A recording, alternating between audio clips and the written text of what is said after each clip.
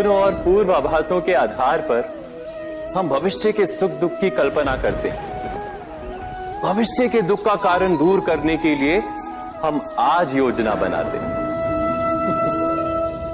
किंतु कल के संकट को आज निर्मूल करने से हमें लाभ मिलता है या हानि पहुंचती है, ये प्रश्न हम कभी नहीं करते। सत्य तो ये है कि संकट और उसका निवारण साथ जन से, व्यक्ति के लिए भी और सृष्टि के लिए भी।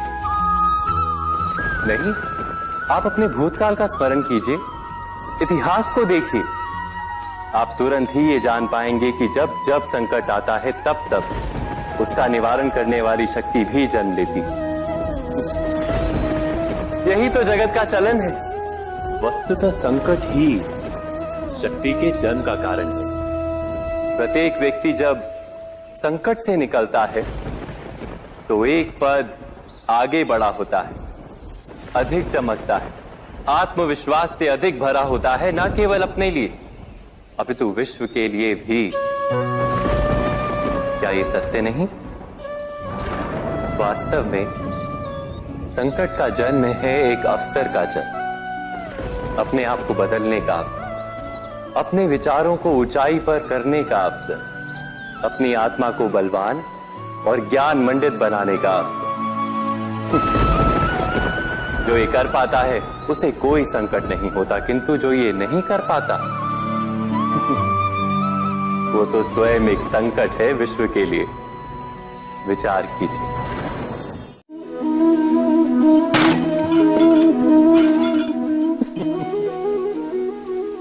कभी कभी कोई घटना मनुष्य के जीवन की सारी योजनाओं को तोड़ देती और मनुष्य उस आघात को अपने जीवन का केंद्र मान लेता। पर क्या भविष्य मनुष्य की योजनाओं के आधार पर निर्मित होते हैं? नहीं। जिस प्रकार किसी ऊंचे पर्वत पर सर्वप्रथम चढ़ने वाला उस पर्वत की तलाई में बैठकर जो योजना बनाता है, क्या वही योजना उसे उस पर्वत की चोटी तक पहुंचाती है? नहीं। वास्तव में वो जैसे जैसे ऊपर चढ़ता है वैसे वैसे उसे नई नई चुनौतियां, नई नई विडंबनाएं, नए नए अवरोध मिलते हैं। प्रत्येक पद पर वो अपने अगले पद का निर्णय करता है। प्रत्येक पद पर उसे अपनी योजनाओं को बदलना पड़ता है। कहीं पुरानी योजना उसे खाई में ना ढकेल दे। वो पर्वत को अपने योग्य नहीं बना पाता, केवल स्वयं को पर्वत के योग्य बना सकता है। क्या जीवन के साथ भी ऐसा ही नहीं? जब मनुष्य जीवन में किसी एक चुनौती को, एक अवरोध को अपने जीवन का केंद्र मान लेता है, अपने जीवन की गति को ही रोक देता है, तो वो अपने जीवन में सफल नहीं बन पाता और ना ही सुख और शांति प्राप्त कर पाता। अर्थात जीवन को अपने योग्य बनाने के बदले स्वयं अपने को जीवन के योग्य बनाना ही सफलता और सुख का एकमात्र मार्ग नहीं। स्वयं विचार कीजिए।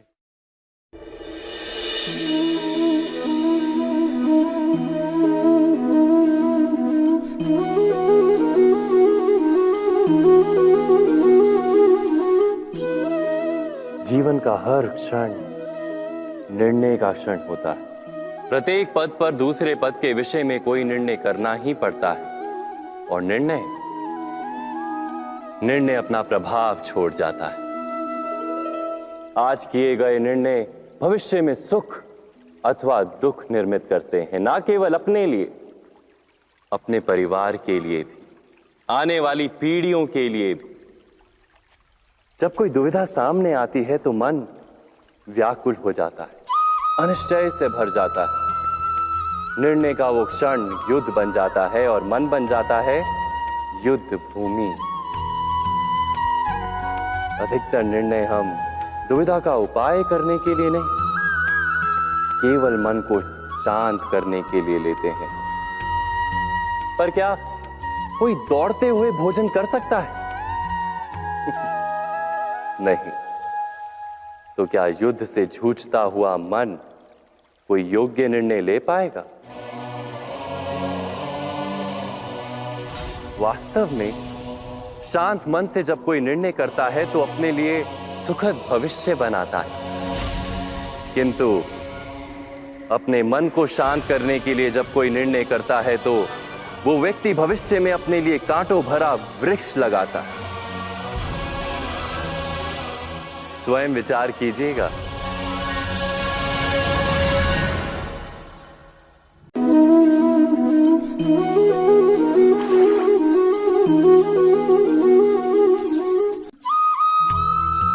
जीवन में आने वाले संघर्षों के लिए जब मनुष्य स्वयं को योग्य नहीं मानता, जब उसे अपने ही बल पर विश्वास नहीं रहता, तब वो सद्गुणों को त्याग कर दुर्गुणों को अपनाता है।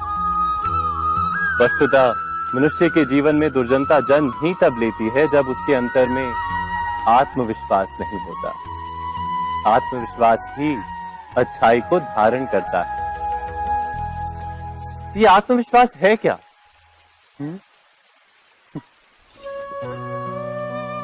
जब मनुष्य ये मानता है कि जीवन का संघर्ष उसे दुर्बल बनाता है, तो उसे अपने ऊपर विश्वास नहीं रहता। वो संघर्ष के पार जाने के बदले संघर्ष से छूटने के उपाय ढूंढने लगता है।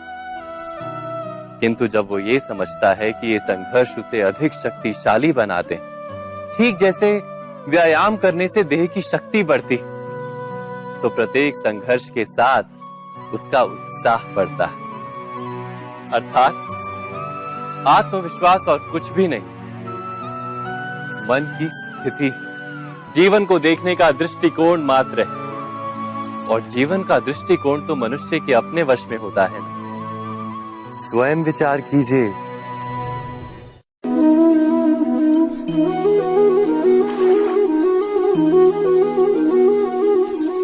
पिता सदा ही अपने संतान के सुख की कामना करते हैं, उनके भविष्य की चिंता करते रहते हैं।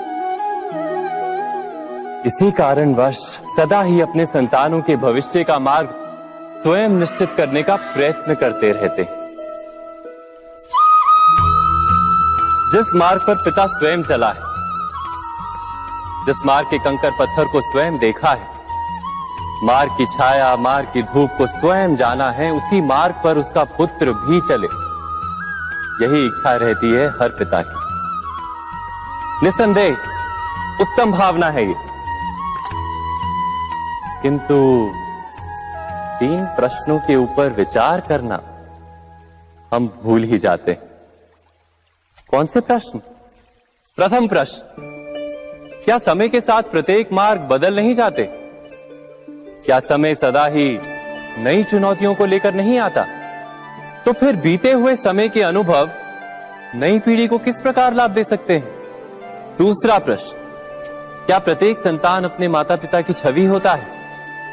हाँ, संतानों को संस्कार तो अवश्य माता पिता देते हैं, किंतु भीतर की क्षमता तो ईश्वर देते हैं। तो जिस मार्ग पर पिता को सफलता मिली है, विश्वास है कि उसी मार्ग पर उसकी संतानों को भी सफलता और सुख प्राप्त होगा। तीसरा प्रश्न, क्या जीवन के संघर्ष और चुनौतियां लाभकारी नहीं होती? क्या प्रत्येक नया प्रश्न एक नए उत्तर का द्वार नहीं खोलता? तो फिर संतानों को नए नए प्रश्नों, संघर्षों और चुनौतियों से दूर रखना, ये उनके लिए लाभ करना कहलाएगा या हानि पहुंचाना? अर्थात जिस प्रकार संतान के भविष्य का निर्माण करने के बदले उसके चरित्र का निर्माण करना श्रेष्ठ है, वैसे ही संतानों के जीवन का मार्ग निश्चित करने के बदले उन्हें नए संघर्षों के साथ जूझने के लिए मनोबल व ज्ञान देना अधिक लाभदायक नहीं होगा? स्वयं विचार कीजिए।